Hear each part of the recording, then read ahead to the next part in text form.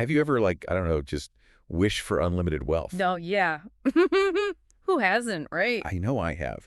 But today we're going to be diving into some ancient wisdom that might make us think twice about that. Ooh, ancient wisdom. I like it. Yeah. We're looking at excerpts from the book of Ecclesiastes, Okay. specifically chapter 6, Right. which tackles this, I think, really intriguing idea of wealth as like a potential trap. A trap. Okay, now you've got my attention. Right. So, I think what makes this deep dive even more fascinating is the connection to King Solomon. Oh, right, King Solomon.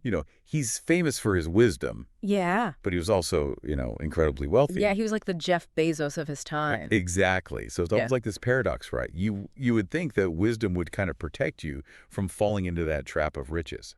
You'd think so, yeah. I mean, wisdom should lead to contentment, right?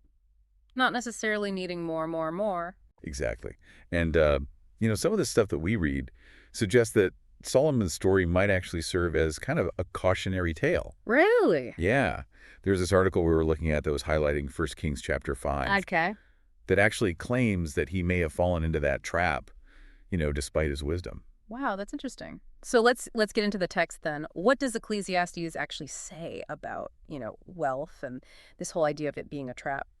Well, I think Ecclesiastes 6.1 to 2 paints a pretty vivid picture for us. Okay, lay it on me. It says, "There is an evil that I have seen under the sun, and it is prevalent among mankind. A man to whom God gives wealth, possessions, and honor, so that he lacks nothing of all that he desires for himself, yet God does not enable him to enjoy them, and a stranger consumes them. This is vanity and a grievous illness." Wow. That's powerful. So basically it's saying that even if you have everything you could ever want, there's no guarantee you'll actually be able to enjoy it. Yeah, I mean, that's kind of a sobering thought, right? Yeah, for sure. And that image of a stranger enjoying your wealth after you're gone, Right. it really drives home the point that you can't take it with you. You can't take it with you. Hmm. So you mentioned vanity and, grievous illness.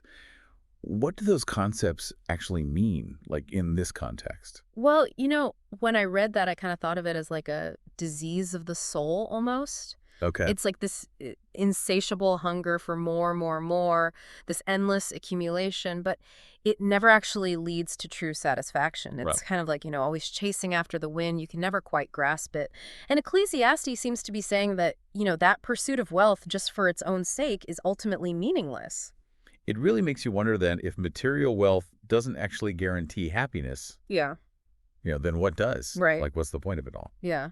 Especially when, life is so fleeting. And that's actually where Ecclesiastes 6.12 comes in. Hmm. It poses this question. For who knows what is good for a man in life during the few and meaningless days of his life that pass like a shadow?